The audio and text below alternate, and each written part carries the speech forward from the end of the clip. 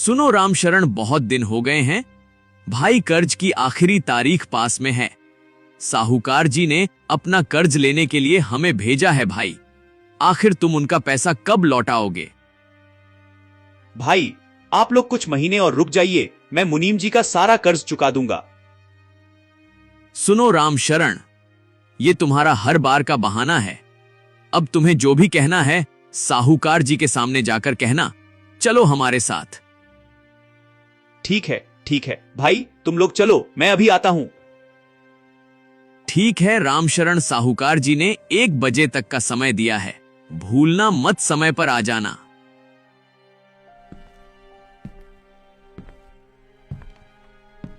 तभी थोड़ी ही देर में रामशरण की बेटी ज्योति पानी भरकर आ जाती है। ज्योति बेटी सुनो, आज फिर वहां मुनीम जी के आदमी आए थे, बोल रहे थे कि कर्ज चुकाने की आखिरी तारीख पास में है और उन्होंने कहा कि आज की आज मुझे मुनीम जी ने मिलने के लिए बुलाया है। अब मैं क्या करूं? बेटा, मेरे पास तो अभी बिल्कुल भी पैसे नहीं बचे हैं। पिताजी, आप बिल्कुल भी चिंता ना करें, मैं हूं ना। जब तक मेरे हाथ पैर चल रहे हैं, आप कर्ज की बिल्कुल भी चिंता मत कीजिए। बेटी, यह तेरे बस की बात नहीं है। सिर पर कर्ज ऐसे चढ़ा है जैसे कि पहाड़। मैंने तेरे लिए सब कुछ किया, लेकिन लगता है कि कहीं कोई चूक हो गई। सुन बेटी, मुझे मुनीम जी के पास जाना ही होगा। वह आदमी किसी का लिहाज नहीं करता है, कहीं वह हमारे साथ कुछ गलत ना कर दे। पिताजी, मैं आपको बोल रही हूं ना, आप बिल्कुल भी चिंता मत कीजिए। आप आराम कीजिए, मैं उससे बात करके आती हूँ। ठीक है बेटी, पर ध्यान रखना, मुनीम जी से बात करते वक्त जबान फिसल ना जाए। वो आदमी बहुत चालाक है। पिताजी, मैं अकेली ही जाऊंगी, आप घर पर ही रहिए। मैं उससे सीधे बात करूंगी, डरने की आवश्यकता नहीं है आपको। ठीक है बेटी, तुम जैसा कहो, लेकिन बेटी जरा सोच समझ के बात करना। उसकी हर बात में एक चाल होती है। ठीक है पिताजी, मैं आपकी बातों का अवश्य ध्यान रखूंगी।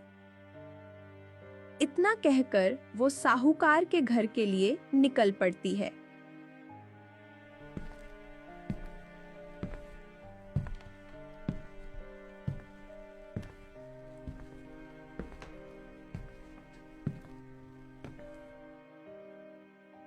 अरे आओ ज्योति, आओ बैठो। तुम जानती ही होगी कि आखिर मैंने तुम्हें यहां क्यों बुलवाया है। हाँ, मैं जानती हूँ साहूकार जी। मैं ब्याज की सारी शर्तों को विस्तार से जानना चाहती हूँ। सुनो ज्योति, मेरी सारी शर्तें सभी के लिए एक जैसी ही हैं। समय पर कर्ज चुकाओ और मौज करो, पर मुझे नहीं लगता कि तुम मेरा कर्ज चुका पाओगी। देखो, कर्ज की आखिरी तारीख पास में है। यदि तुम कर्ज नहीं चुका पा रही हो तो तुम मुझसे शादी कर लो, मौज में रहोगी और तुम्हारा सारा कर्ज भी माफ कर दूंगा। क्या शादी? वो भी तुझसे मैं मर जाऊंगी, लेकिन तुझसे शादी नहीं करूंगी।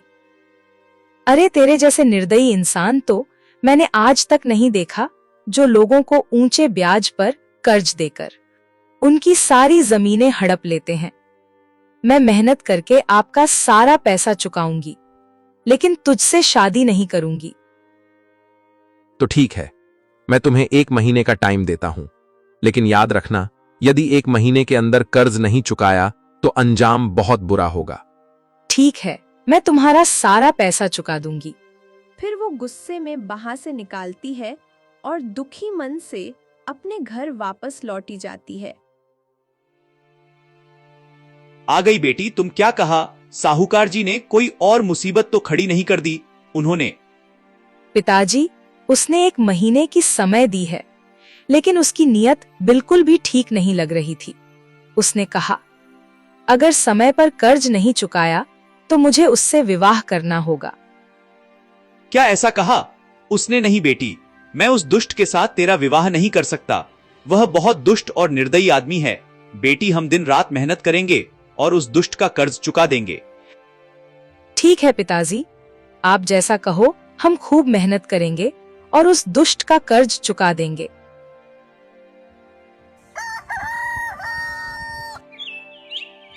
अगले ही दिन से ज्योति लोगों से यहाँ साफ सफाई का काम करने लगती है और रामशरण भी काम की खोज में निकल जाता है। चलते चलते वह एक सेठ के खेतों पर पहुंचता है, जहां पर पहले से बहुत से लोग काम कर रहे थे। सेठ जी, क्या मुझे कोई काम मिल सकता है क्या? ठीक है, पैसे भी मुझे अभी मजदूरों की आवश्यकता थी। तुम बिल्कुल सही समय पर आए हो। देखो, इस खेतों पर तो काम पर लगे हुए हैं मजदूर। तुम वो दूसरे खेतों पर जाकर काम कर सकते हो। शाम को तुम्हारे पैसे मिल जाएंगे। ठीक है सेठ जी, मुझे काम देने के लिए आपका धन्यवाद। फिर वो खेतों पर काम करने लगता है और इसी तरह से कुछ महीने बीत जाते हैं। तो एक दिन सेठ कहता है, देखो भाई रामशरण, अब खेती का सीजन खत्म हो गया है और मेरे पास काम कम है, इसलिए मैं सिर्फ पुराने मजदूरों को ही रखूंगा। यह लो तुम्हारे अब तक के पैसे। रामशरण पैसे लेकर दुखी मन से घर वापस लौट ही रहा था। तभी अचानक रास्ते में जोर से बारिश शुरू हो जाती है। रामशरण अपने पैसों को छुपा कर रख लेता है। तभी उसे एक आवाज सुनाई देती है, मेरी मदद करो भाई, मैं यहाँ काफी देर से फंसा पड़ा हूँ। मैंने कई लोगों से मदद मांगी, लेकिन किसी ने मेरी मदद नहीं की। कृपया आप मेरी मदद कीजिए। ठीक है भाई, मैं मदद करूंगा, लेकिन देखो, मैं तुम्हारी मदद के लिए तैयार हूं, लेकिन मुझे नहीं लगता कि मैं इस उम्र में तुम्हारी बैलगाड़ी निकलवा पाऊंगा। आप कोशिश तो कीजिए भाई, क्या पता काम बन ही जाए। ठीक है भाई, आप जैसा कहो। फिर वह दोनों लोग धक्का लगने लगते हैं और कुछ भी समय बाद बैलगाड़ी निकल जाती है। भाई तुम्हारा बहुत बहुत धन्यवाद। तुम एक बहुत नेकदिल इंसान हो। तुमने मेरी मदद की। तुम्हें देख के लगता है कि तुम बहुत गरीब हो। क्या तुम्हें मुझसे कुछ मदद चाहिए? हाँ, आपने ठीक कहा। मैं एक गरीब इंसान हूँ। मैं एक सेठ के यहाँ काम किया करता था, लेकिन अब काम कम होने की वजह से उसने मुझे काम से निकाल दिया। अब मैं क्या करूं? मुनीम जी का मेरे ऊपर कर्ज भी है और मुझे मेरी बेटी की शादी भी करानी है। उसकी ऐसी बातें सुनकर वो व्यक्ति कहता है, भाई आपकी हालत तो बहुत ही ज्यादा खराब है। सुनो भाई, मैंने आज तक जिंदगी में कुछ अच्छा काम नहीं किया, लेकिन आज करूंगा। क्या पता इस नेक काम से भगवान मुझसे खुश हो जाए और मेरी सारी गलतियां माफ कर दे। देखो भाई, इसमें ढेर सारे सोने के सिक्के हैं, जिसमें से कुछ सिक्के तुम साहूकार को दे देना और कुछ से अपनी बेटी की शादी करा लेना। आपका बहुत बहुत धन्यवाद, आपने मेरी मदद की। इसके बाद रामशरण उसका धन्यवाद करके खुशी खुशी घर की ओर निकल पड़ता है। बारिश के कारण रास्ता काफी गीला हो गया था। तभी अचानक रामशरण फिसल कर गिर जाता है और बेहोश हो जाता है। तभी वहां से जाते हुए एक व्यक्ति ने रामशरण की पोटली देख ली, तो तुरंत ही उसने पोटली उठा ली।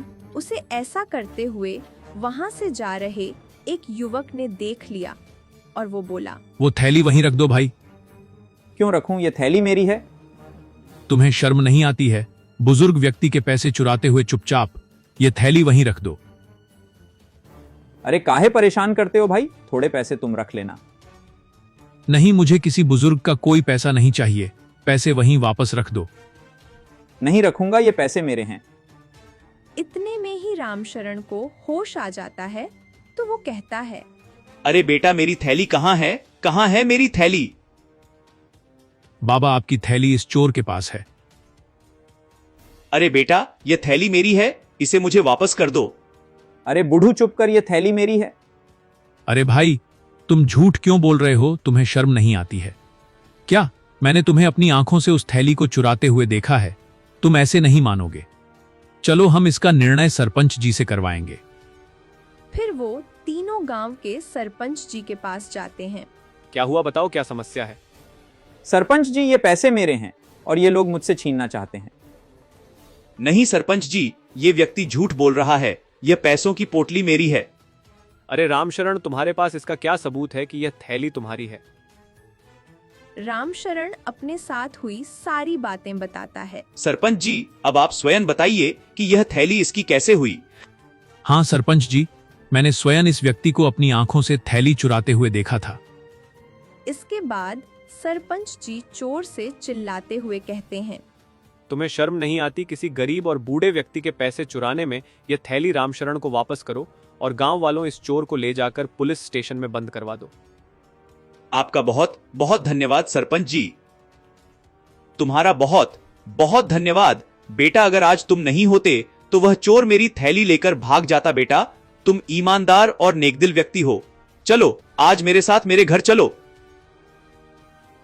रामशरण उसको अपने साथ अपने घर ले जाता है। बेटा, यह मेरी बेटी है। मेरे सिवाय इसका इस दुनिया में कोई नहीं है। मैं चाहता हूं कि मेरे मरने से पहले इसकी शादी किसी अच्छे इंसान से हो जाए। बेटा, वो सारे गुण मैंने तुम्हारे अंदर देखे हैं। मैं समझ गया बाबा, आप क्या कहना चाहते हैं। मैं आपकी बेटी ज्योति से शादी करने के लिए तैयार हूं। तभी वहां पर साहूकार आ जाता है। सुनो रामशरण, अब तो पूरा महीना पूरा हो गया है भाई, मेरे पैसे वापस करो। फिर रामशरण साहूकार को पैसे दे देता है तो साहूकार कहता है, अरे रामशरण, तुम्हारे पास इतने पैसे एकदम कहां से आ गए? साहूकार जी, आपको आपके पैसे मिल गए ना, अब आप यहां से चले जाइए। इसके बाद रामशरण अपनी बेटी की शादी उस व्यक्ति से कर देता है और वो तीनों लोग खुशी खुशी रहने लगते हैं।